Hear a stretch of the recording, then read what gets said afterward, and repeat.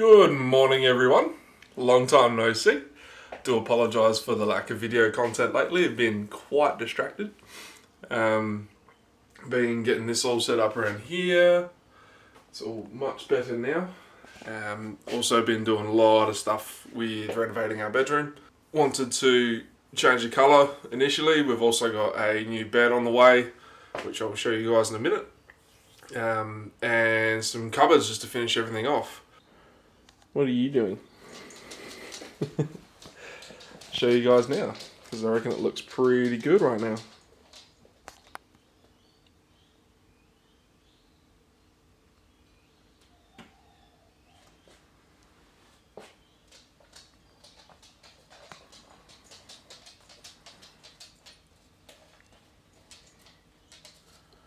What do you reckon, Rubes? Pretty good? Yeah? Or no? Get out. So yeah, most proud of our little project together with Louise. I hung this new curtain rail up. The old one was quite offset and quite poor, and she's made all but one of these hangers. Just get the camera to not have the sunlight. So one on the far left is the only one that she hasn't made, but even still, the rest of those look pretty damn good. So yeah, that's what I've been up to the last couple of weeks. It's all part of a slightly different attitude toward life to what I would have previously done. I've had a few comments from mates asking what's happening with the cars and what's happening with the gaming and all of that type of stuff. And to be honest, there's quite a lot of life stuff I want to get sorted before I start dealing with my cars. Which still stood down from work, still kind of making do with the money we've got at the moment. So we will get to all that stuff eventually. I'm just making sure that when I get back into playing with my cars and doing all that type of stuff, that I can actually do it properly and continuously do it and not have to stop or be interrupted by other stuff. So getting the home sorted for Louise and I, and getting all those other aspects of my life sorted higher on the priority list than spattering in cars and hunting for parts. So we will get to that soon. But in the meantime, there's a few things we need to discuss. But before anything, we need to coffee. Yes. So as some of you may or may not know, I was born and raised a Jehovah's Witness. Now, I'm sure a lot of you have an idea of what that means or what that entails, but long story short, I was raised in a very strictly Christian household. I have two lovely and amazing parents who love me very much. They did their very best to raise me the best way they knew how. And I will forever be in their debt for doing the best job they could. Oh, yuck, it fell out. Why is it always full? And of course, Ruby's eating it. So, what does that mean and why am I telling you? Well, what that actually means is I was raised in a household and in a community that was extremely insular, and that basically meant you had to do certain things in order to be loved or cared for or considered good. So how does that apply, or how does that affect you and I or people in general? Well, what it does, I will explain after I make this coffee. So what that means, so we have, community that is highly insular and,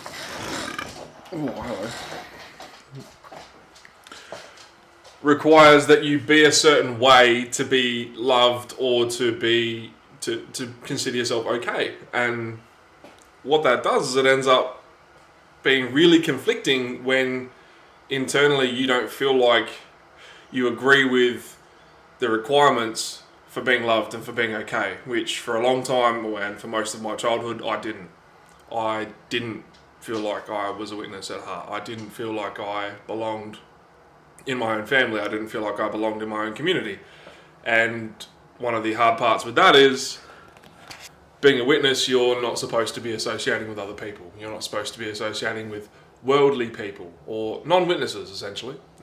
So if you don't feel like you belong in that community or group, good luck. So I grew up with quite a lot of, best way to describe this, a lot of internal conflict and a lot of fog and haze over who I really believed I was. There was the part of me that wanted approval from my parents and the people that I loved and cared about. I developed some fantastic friendships with old friends that were witnesses, and to this day I still have some of them in ways and forms and still want to repair some of them, but their rules say that we can't really hang out much. So I don't hold too much hope out for that.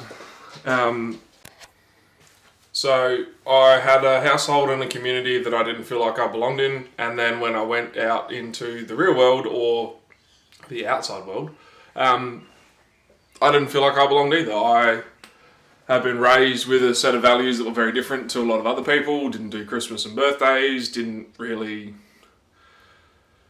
think and act like all the other people around me, so people identified me as different. So my entire life I felt like I was different, even though I knew I wasn't, or I knew that internally that wasn't true, but that didn't stop people from saying that or me thinking it. And so I kind of grew up with the theory that I was a bit broken and that there must be something wrong with me. That internally that there was something that needed to be fixed, or I had to change, or that needed to be different so that I didn't be different to everyone else. That's basically how my mental health issues started and where my depression came from, because I constantly felt like there was something wrong. I constantly felt like I didn't belong and that I was sad, basically. That even when I was with a group of friends, or that when I was with a group of people that I cared about, I wasn't happy because I wasn't me.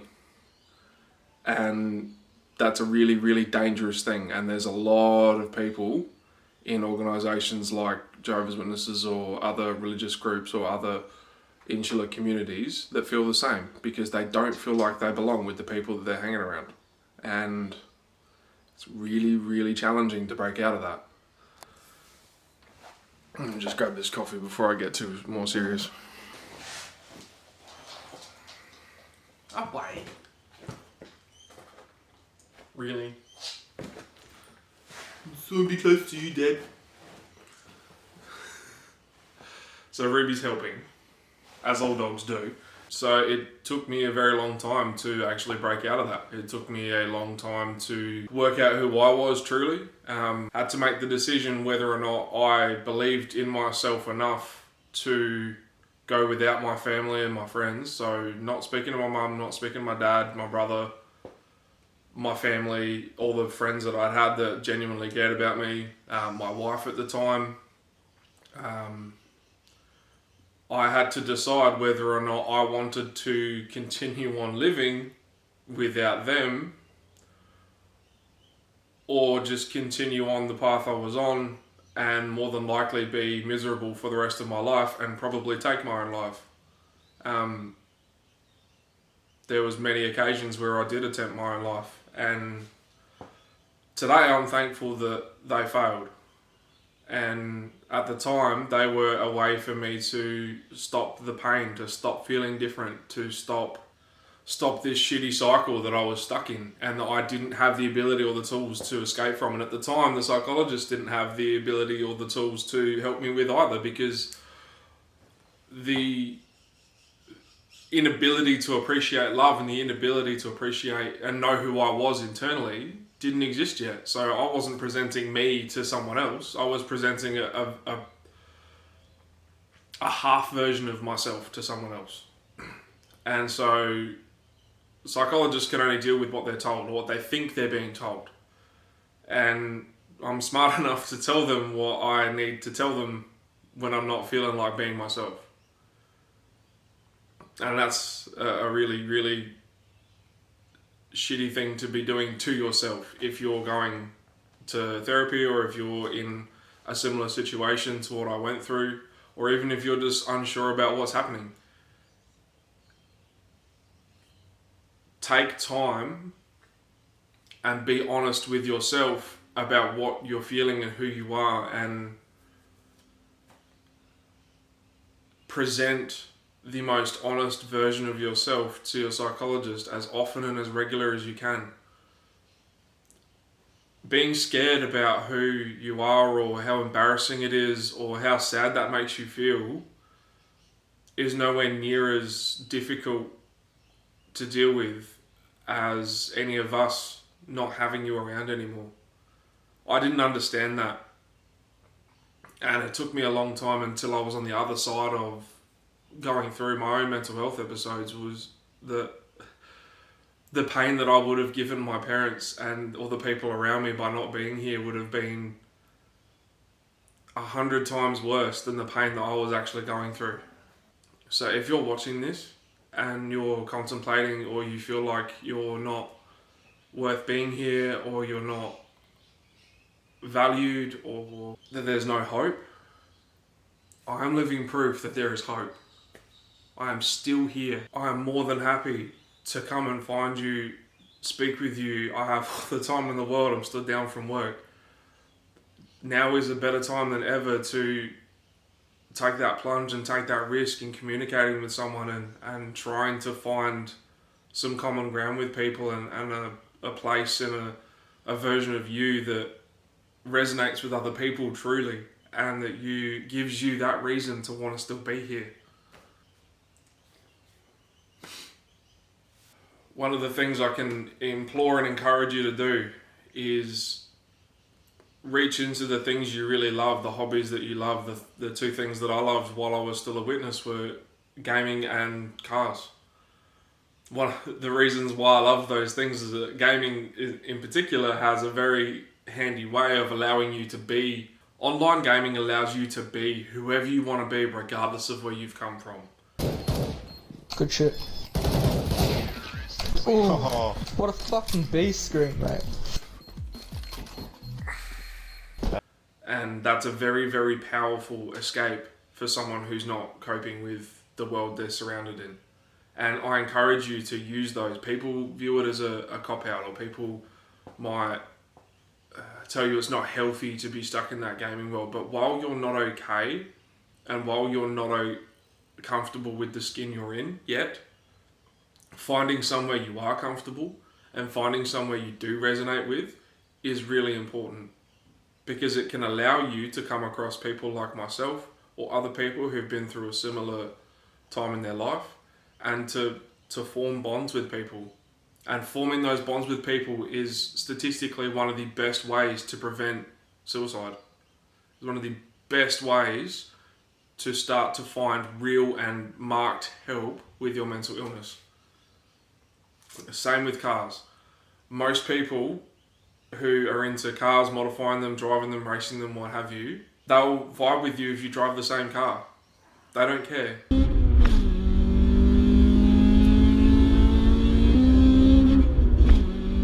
If you roll Honda, they'll love you because you roll Honda. If you roll Holden or V8s or drags or whatever, you go drifting. They love you for what you're doing. They don't care about who you are necessarily. Eventually they do, because more often than not you're going to be your lovely self to people, and they're going to see that and they're going to enjoy that. And that helps again to form those bonds with people, that you start to understand that if you weren't here, people will miss you. If you weren't here, people are going to notice and be very, very sad.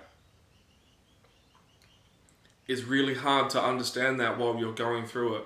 And if you don't believe me right now, that's okay. I don't expect you to, because I didn't believe the people that made these types of videos. I just kind of closed the window and went back to whatever I was doing and went, yeah, right, whatever. All I can hope is that somehow this reaches you on a personal level and that this encourages those first steps in you finding somewhere that you resonate with, and it encourages you to pursue the things you love, because at the end of the day we all just want to see each other happy, we all just want to see each other winning and still here. I want to see you still here. So take me as proof, take me as the example you need, the real world proof in the pudding that being here is still worth it. I'm still kicking on with cars slowly. I've managed to get myself into a place in my life where I'm very, very happy, and that I'm very glad that I'm still here. And I want to be able to help you and other people you know shortcut the bullshit I went through, and hopefully never go as deep or as sad as I got, because that was a really, really shitty time in my life, and I don't wish that on anybody. So all I can say for now is take care, be good to yourself, try and be kind to yourself. We forgive you, even if you don't, and I will see you and talk to you very soon. Cheers. And no matter what you do,